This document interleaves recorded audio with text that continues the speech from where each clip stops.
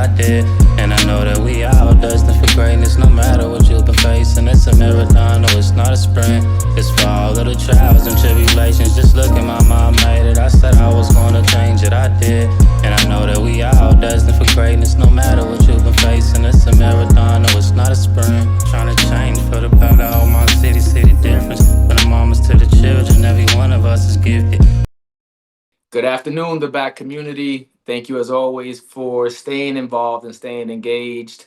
First things first, happy Black History Month for all those that are out there listening, whether you are listening on audio or you are actually getting a chance to see these two handsome faces in front of you today. Today's guest on the back community is a well-established man in his own right, and also happens to be a family member of mine, and I am thankful to have him on this platform and to highlight him today, not just because he's family, but because of the outstanding work and the body of work that he's creating for himself and his community. So without further ado, the back community, the guest that we have for you guys today is going to be Dr. Alex Ford. And I just want to say, Al, man, thank you for giving me your opportunity to highlight you on the platform. And I look forward to diving into your story, bro. Likewise, I appreciate you. Love you so much. Yeah. Let me see, man. I always try my best to introduce everybody, but I think nobody can introduce us the way that we can introduce ourselves. Like I said, this is Dr. Ford, and this is a doctor of medicine. So, Mhm. I've actually had an anesthesiologist on here before too. Okay. Shout out to my man, Kenny. So I always like to make the distinction because the next guest up after you is actually an author and doctor as well for his PhD, but this is a doctor of medicine. So, Dr. Mhm. Ford, this is your opportunity. I just want to give you your first formal question on the back community. Please introduce yourself to the back community so that way people can understand who you are and what it is that you do and what kind of medicine you do practice. Yeah, absolutely. I appreciate that intro. So I'm a doctor of osteopathic medicine. So, there's two ways to become a doctor.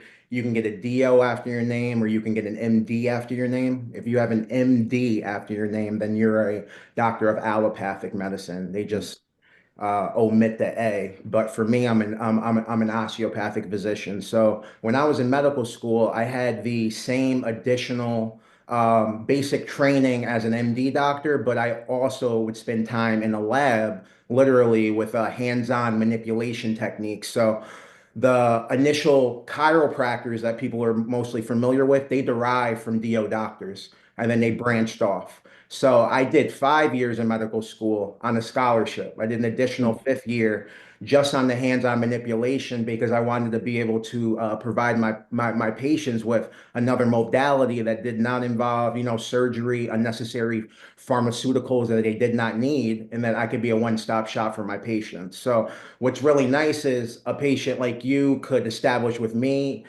just to be their primary care doctor. I could make sure that you're up to date on your colonoscopy, get all your blood work. But if you're complaining of back pain, not only could I assess you in real time, I could also treat you with my hands in real time. And then you could come back and see me for that. And then I'm a dietitian as well as that. I'm a registered dietitian. So if you have back pain because you might be a little overweight, instead of having to wait 3 to 4 months to see a dietitian that you might not vibe with, you can sit down and then for an hour see me. So it's a workaround 3 times. I'm your primary care doctor. I'm your non-surgical sports medicine doctor, and then I'm your registered dietitian. And so I was collecting all this info during my journey of how I would make it better, and then what I did not see, I wanted to become for the community, but especially for our people to know that they matter and that they can be me. I Ultimately. love it. I love it. And full disclaimer out there, Yes, sir. because when I was looking up your information, Yeah. I found Do, and then Hmm. I found RD, and I thought it Hmm. was something completely different, right? And Yeah. I'm just like, oh, he's like, oh, okay, so um, um, thank you for breaking that down for us, because Absolutely. obviously, like an individual who's not in the field like myself and doesn't understand the particulars of what particular medicine that you do practice, thank you for Hmm. breaking down it on three levels. Like, Hmm. I can touch you or help you in all of these different facets, and it makes yourself a one-stop shop almost.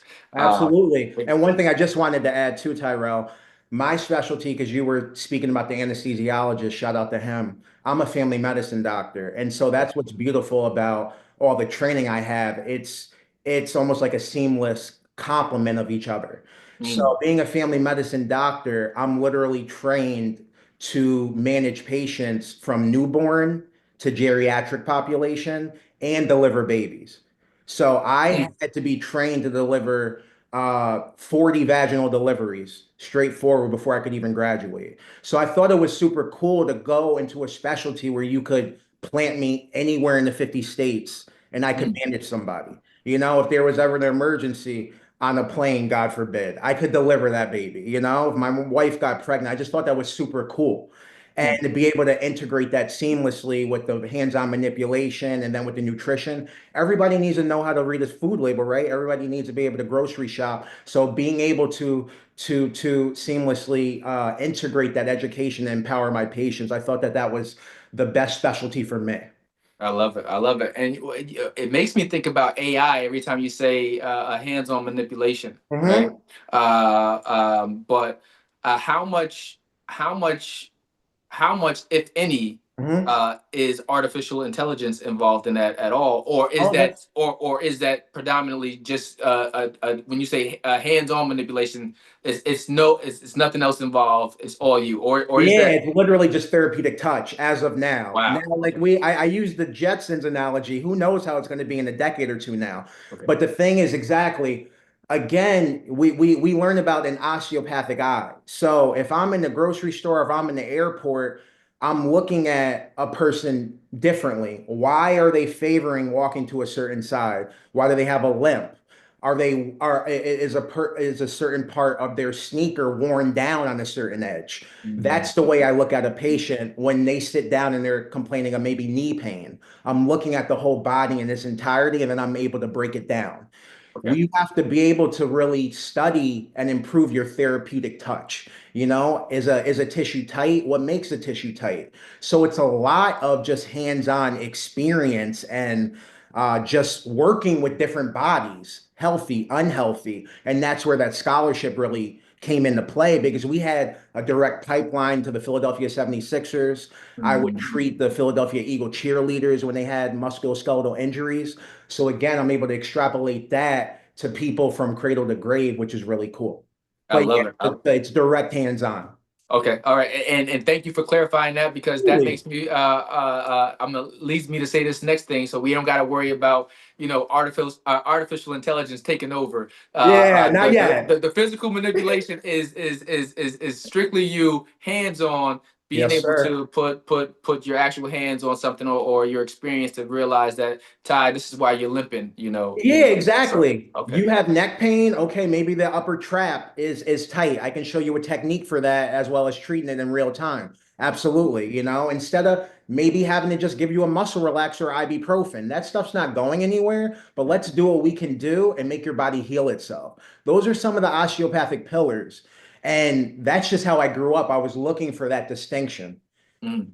That actually leads me to my next question. I was going to Mhm. ask you, what was it about this particular field or area of medicine Mhm. that resonated with you, that you were just like, I'm going to spend the next 5 years of my life Yeah. dedicated to becoming an expert here? Why medicine? Absolutely. So my path was just super circuitous. Just starting back at high school, I went to a Catholic military school, Christian Brothers Academy. That's in upstate New York, Albany, right by the airport. I did extremely well in the sciences, biology, chemistry, and I was thinking about doing pharmacy. Mm. Now, I applied early decision at University of Buffalo for their pharmacy school, but as some people know, I also had my own personal weight loss struggles. So I was obese my entire adolescence, teenage years, and I would struggle doing their physical fitness exams because again, I was at a military Mm. school. So just again, the vanity, I'm going to go to University of Buffalo, hopefully. I want to have a girlfriend. I want to be that new person. I want to shed the old Alex. I was like, let me invest that final year and become a slim guy. You know what I mean? I want to get more fit and all that kind of stuff, but I didn't know how to do it, to be totally frank with you.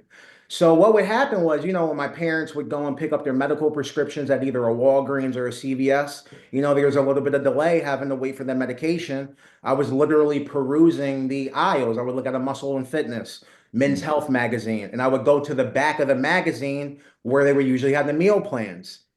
And I would just start reading about the meal plans and just trial and erroring it throughout literally my senior year of high school. Wow.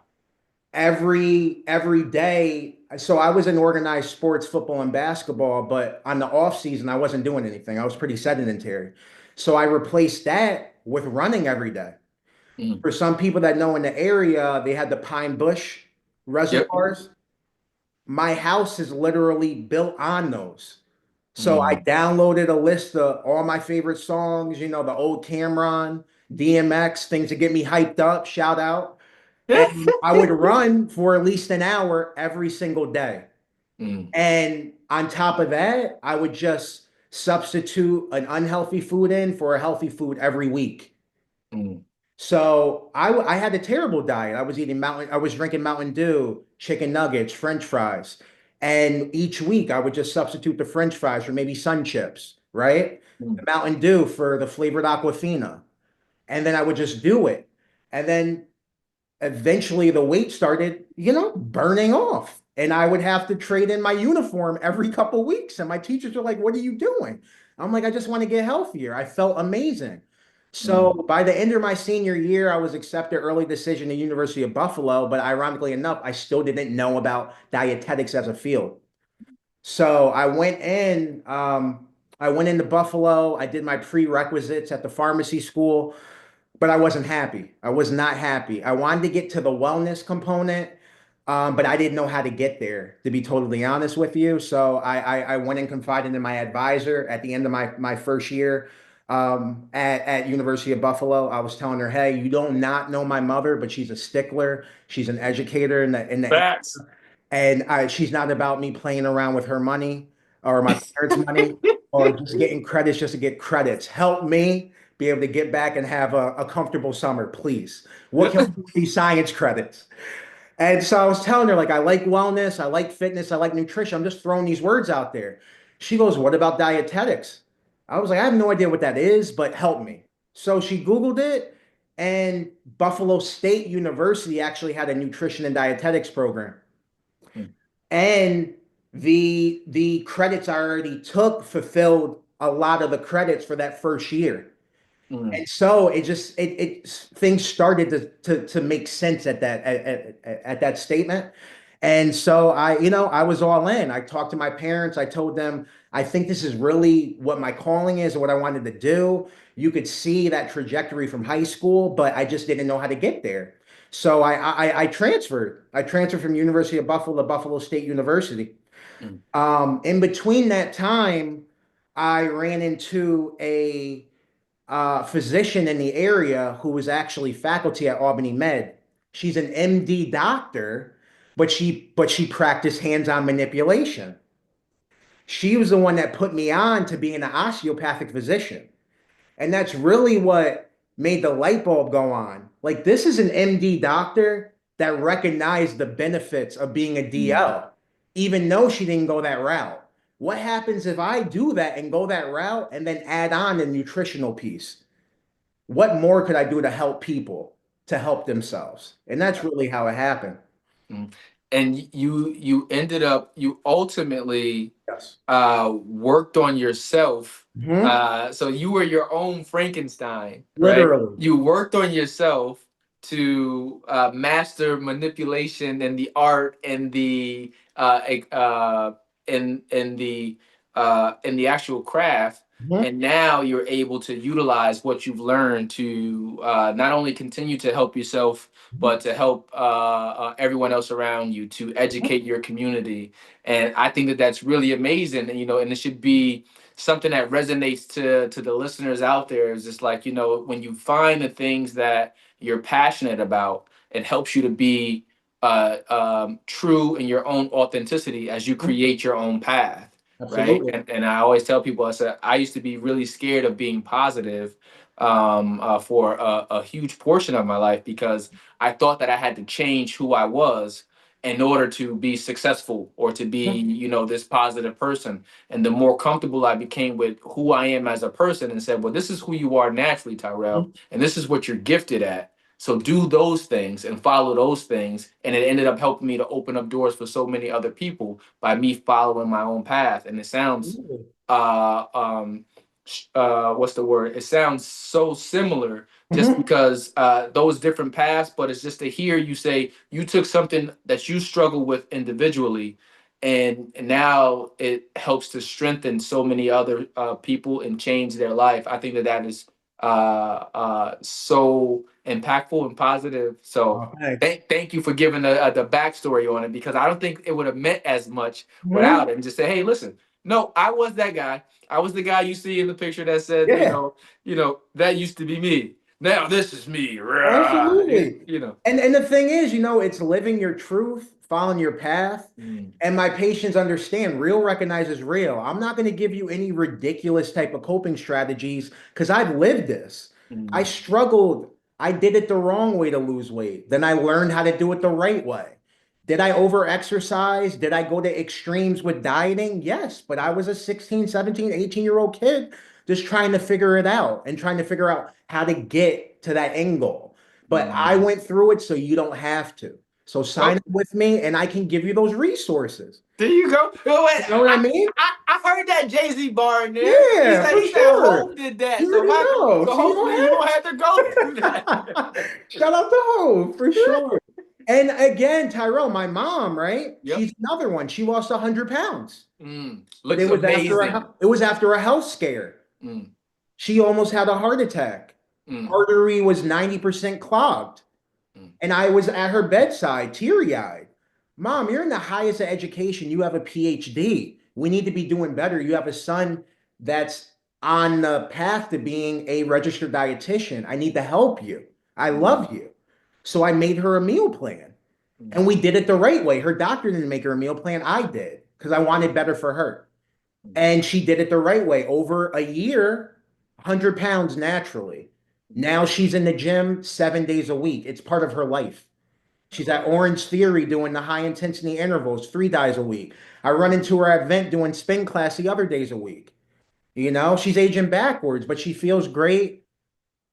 and she looks great. I seen her at the it's not sponsored Scholar anymore. It's 518 Elevated event. Yes, yes, yes, yes. And I was just like, A double take. who this is, Harpo? So she looks amazing. She put the work in though. Yeah, she putting the work in. Shout out to Dr. Ford. Like I said, his Oh, mom, honestly, a huge proponent of education. My entire life knowing her, and she always has the warmest and best pleasantries for me whenever I see her. So shout out to her, and congratulations to you again on finding something that you're passionate about that can transform the lives of other people, and how it doesn't get any better than helping our moms or helping yeah, our dads. no, Definitely our absolutely moms. This not. is No. different. It's just Yeah, different. So for sure. that's For amazing. sure. No, but I appreciate you. I love you for that.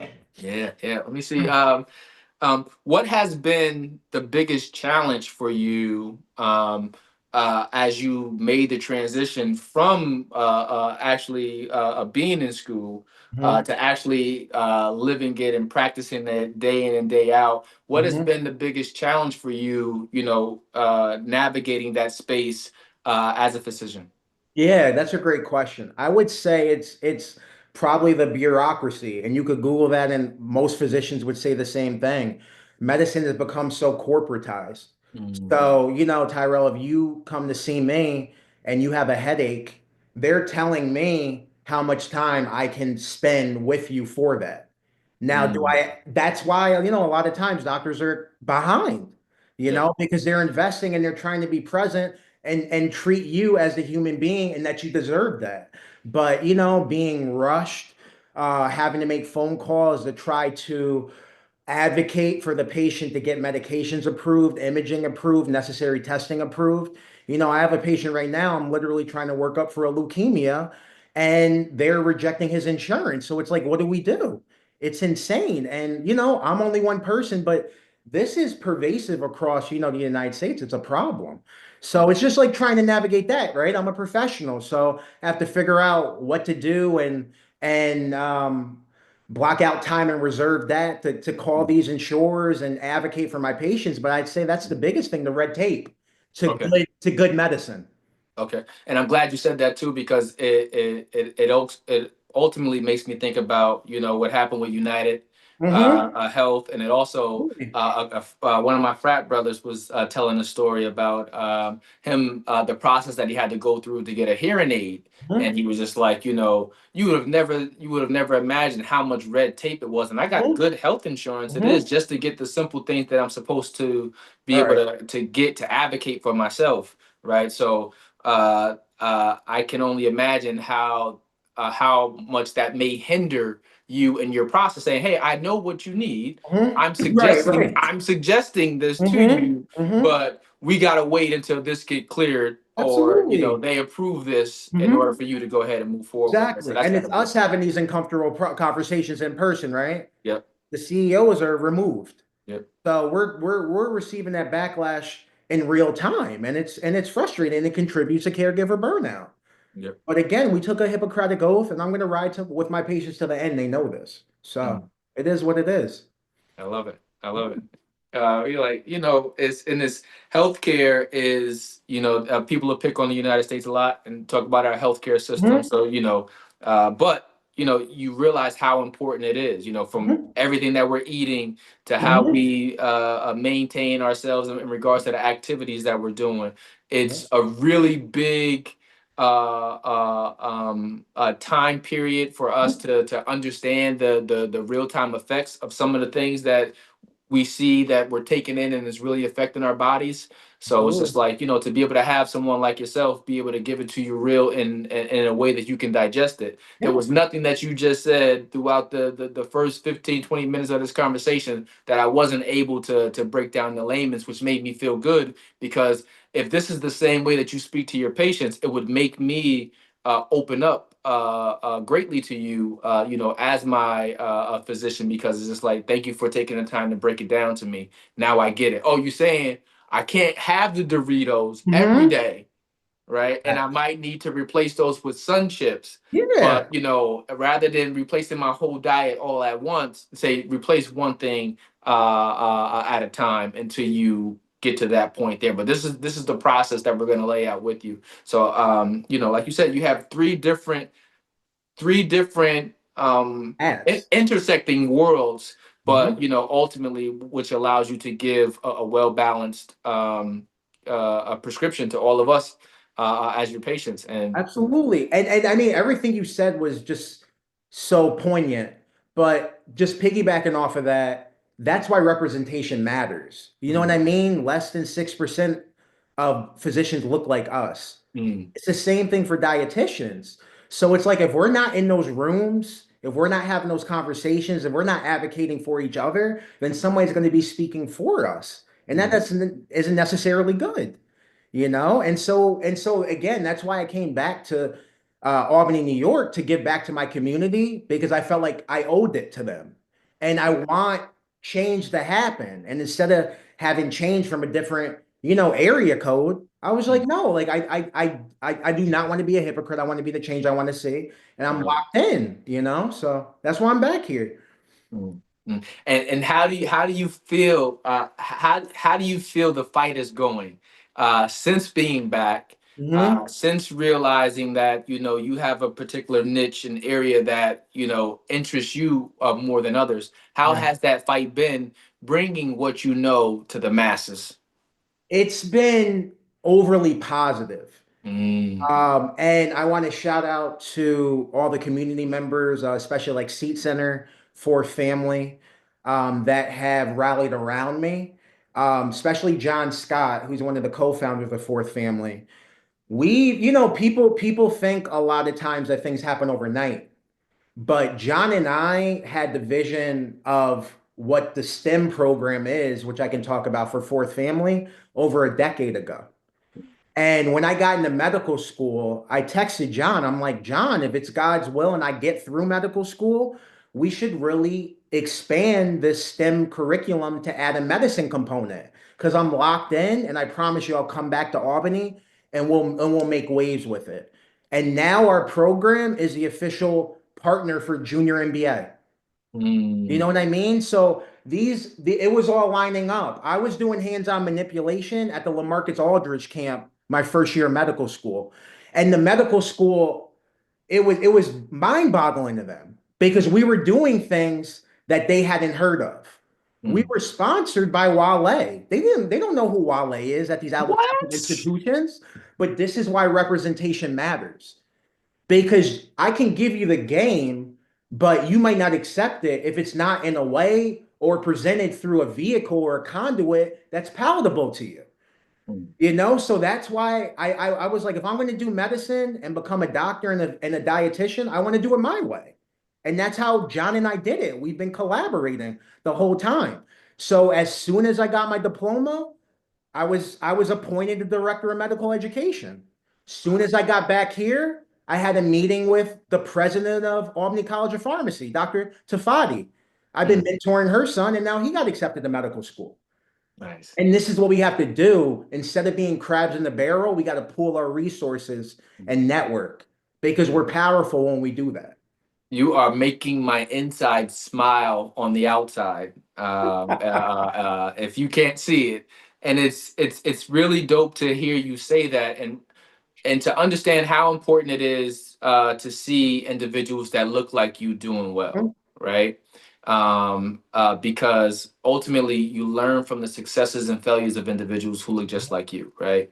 And it's just like you are a young living testament of what it looks like and what it could look like and Mhm. what representation should look like. So again, thank you for having the heart to want to come back to the capital region area to help out because that isn't always an easy sell. Mhm. I came back, I want to say, for my first 9 years after undergrad. And now I live in a DC metro area, but I'm still heavily involved there. But it's not always an easy sell. But when you realize that we owe a great debt to the communities that we come from, right? You don't necessarily have to be there 100% if you choose to do something different, but we owe a huge debt to that community to be able to go back and change the lives and the trajectory of other people who are Mhm. trying to navigate their way about. Absolutely, So, yeah. so And kudos to you again on that one. thank you. And like, you don't know who you're touching and influencing and inspiring or saving. You know Mm, what I mean? It doesn't take much to literally save a life. There's a lot of people hurting. I'm a family doctor, so I hear it all the time. mm, So, give people grace, but take that time if you have it to give them a kind word, an inspiration. okay. You could save make their day or save their life. Seriously. Okay. Let me see. I want to take you to, for the next 60 seconds, I'm going to bring you through this round that I like to call a rapid fire. Don't worry, Okay, ready?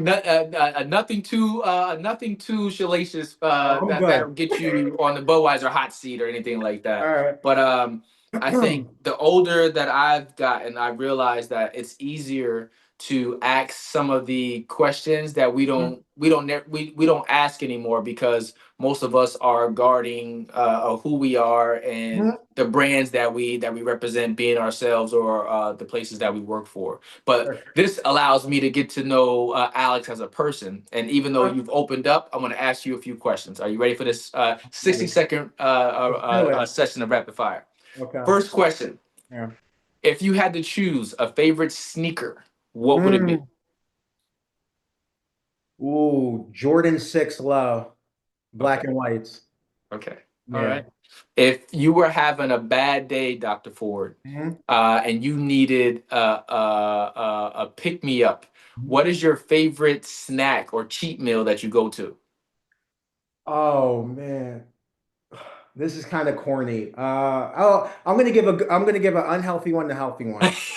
Healthy one. Dried mangoes from Trader Joe's. Unhealthy one, I'd probably say Swedish fish. The Mm, red ones. okay. Okay. Yeah, for sure. If you could live anywhere in the world, Mm. um, finances isn't an issue, family isn't an issue, but it's just a place that you and the wife just like I got my eyes on here. Where would it be and why? Oh, that's a good question.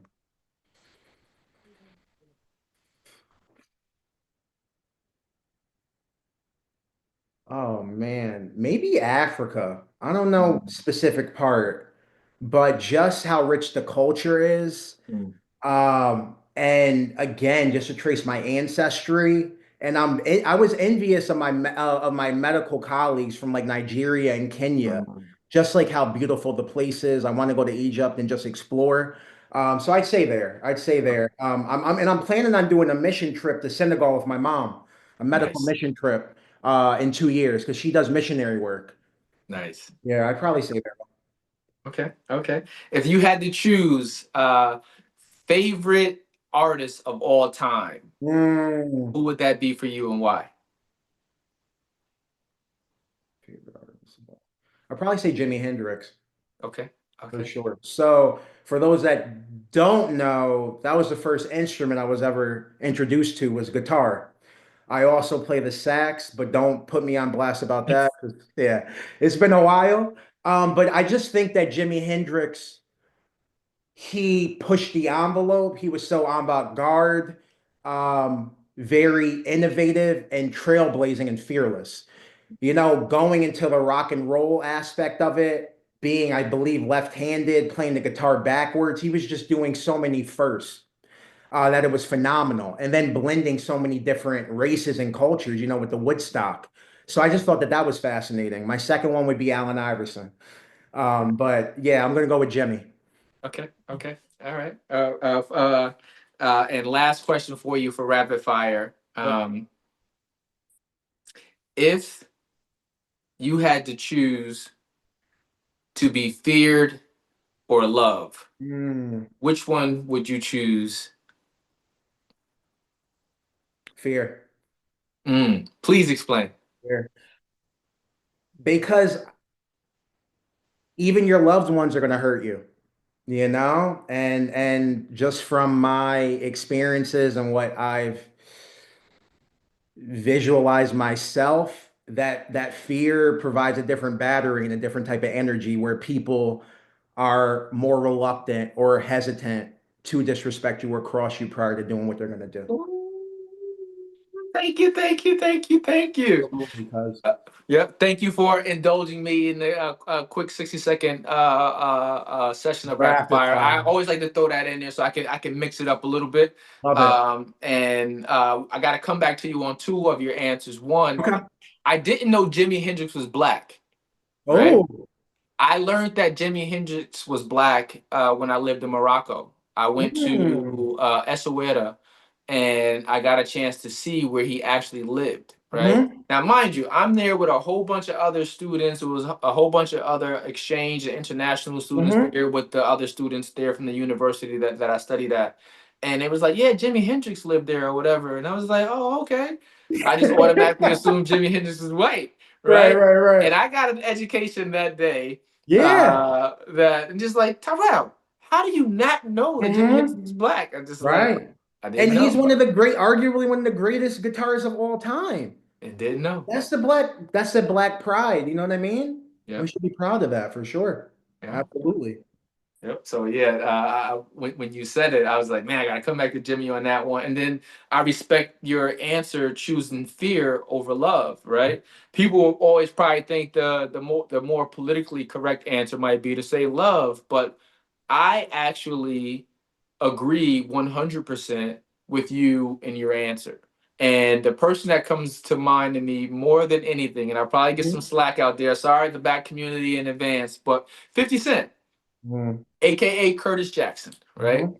So, people say he's the worst person in the world to have beef with because as we've just seen recently with what he still said with Irv Gotti's passing, rest in peace, Irv. But you know, he'll take his beef with you even to the Mhm. grave. Memory of Um, an elephant. yep, My wife says the same thing about me. yep. Listen. But I respect it though. I Yeah. respect it because, like you said, I've learned this, especially as I made a transition for myself, Mhm. from negativity to positivity. Right? People are a lot. They're more afraid of you when they think or feel that you're a threat, Mhm. right? And they won't do some of the things to you to try to hurt you, backstab you, be like, he's legit, batshit crazy. Don't mess with him, Mhm. right? But then you become more polished, or professional, and it's just like, oh, don't worry about Alex. What he gonna do? And we're like, oh, I'm gonna spread this, yeah, about him. And I would have to lean towards fear, right? As a person, a God loving and fearing person, but I would Likewise. have to understand, as a sociologist, understanding human behavior and why we interact with each other. I'm choosing fair too. I'm choosing fair. Love you for that. Yep. All right, let me see. My favorite question, in on all 5 seasons of doing this podcast, is this question I'm going to ask you next. Okay. And I always ask this question because it resonates differently for every person. If Mhm. you had to define success, Dr. Ford, how Mhm. would you define success? Mhm.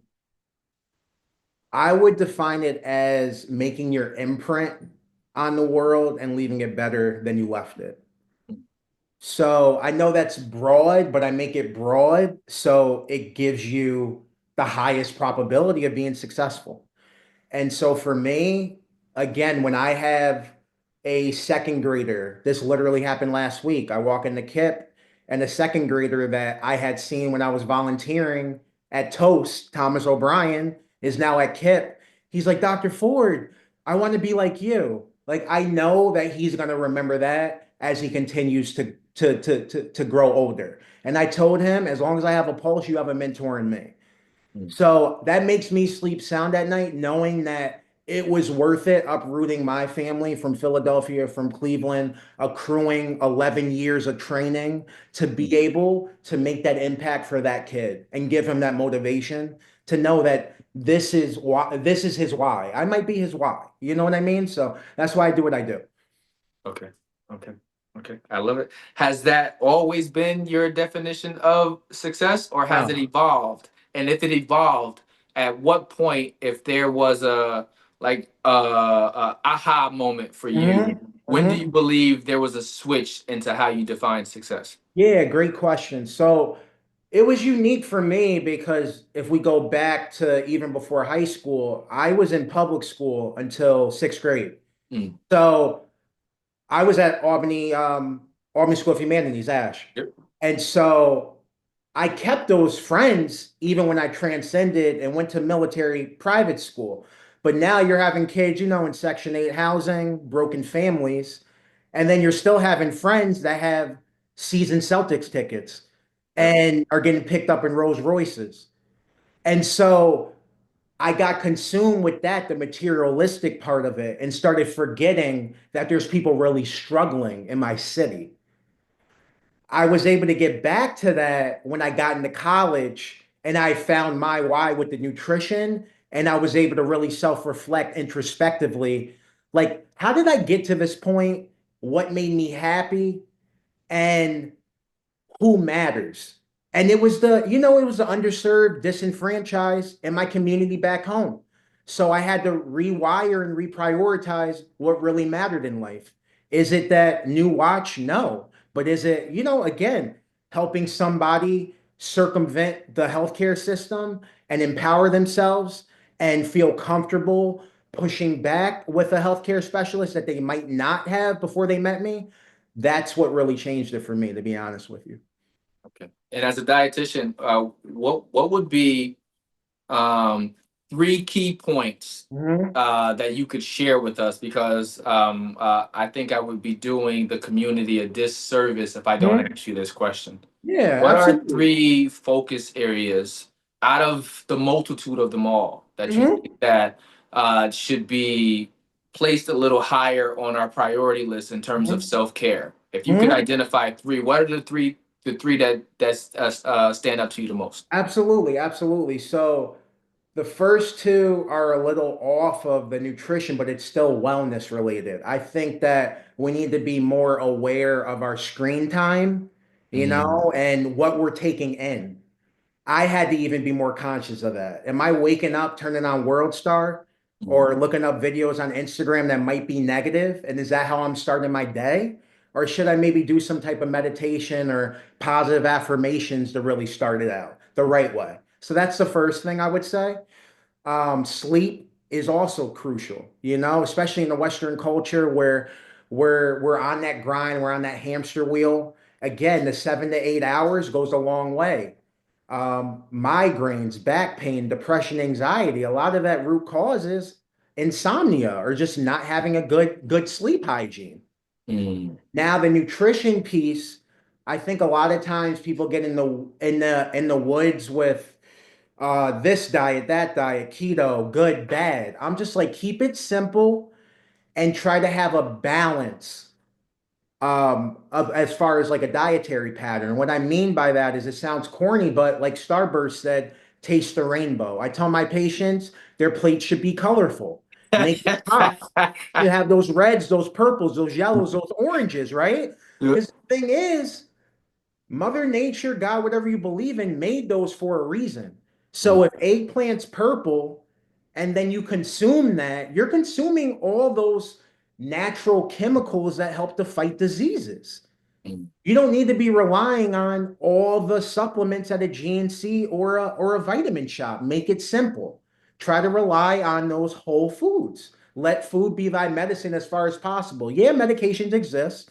You might need to be on the blood pressure medication. You might need to be on a cholesterol medication. But let's see what our body can do by itself and push it to yep. the limit.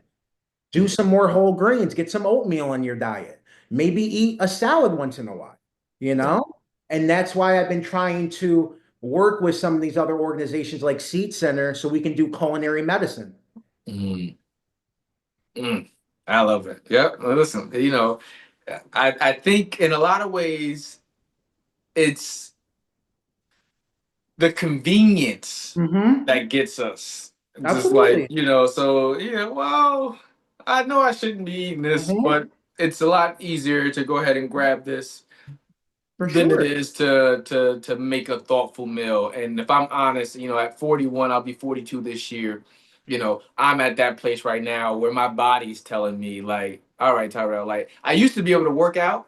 Yeah. I spend an hour and a half in the gym, leave, go to Burger King, Right. get 3 rodeo burgers and a small fry, and still be good. I'm not Yeah. there anymore. My That was body's just my meal like, back in the day. The rodeo burger, the onion I rings, love the barbecue rodeo sauce. burger. Listen, everybody be like, "What's the rodeo burger? You never had Yeah. the rodeo burger?" But I lived it. Yep. I was in that drive-through too.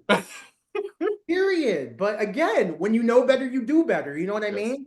And like I tell my patients, I can only give you the knowledge.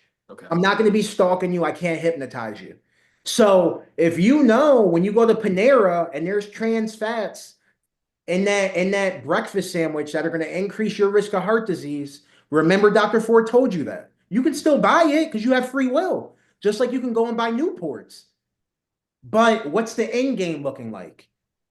It's not going to look pretty when you're on oxygen, when you have multiple stents, possible amputation. It's not going to look good. So help invest in what I'm talking about, my program, so I can extend your health span. Not just what does life look like? Does life look bedridden, or does that look like you really engaging, being able to see your grandkids, mow a lawn, shovel the driveway? Without having a heart attack. Exactly. Like this is the business I'm in. Okay. Okay. I got two You need more to think questions of for you, Dr. Ford, before I let you go. This Yes, next one sir. has to be thinking of everything that you've accomplished thus far, right? And I'm amazed to hear that all that you've done thus far to lead up to where you are right now, because you've created a solid foundation for yourself, right? But I'm even more excited about what you're about to do with the brain power that you have right now, the access and the reach and the resources. So I'm even more excited about what's about to happen next. But thinking about everything that you've accomplished thus far, Yes. What about your life's path are you most proud of?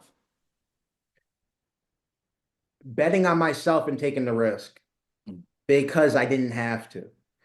What I mean by that is, throughout my journey, I had people that encouraged me to look at another field. So, why would you go into medicine? It's not worth it. There's so much debt. The bureaucracy and the corporations are just gargantuan. It's not worth the fight. Well, if you're gonna go into medicine, why would you do primary care and take care of the community? Go into a specialty where you can make a lot of money. Like these types of things.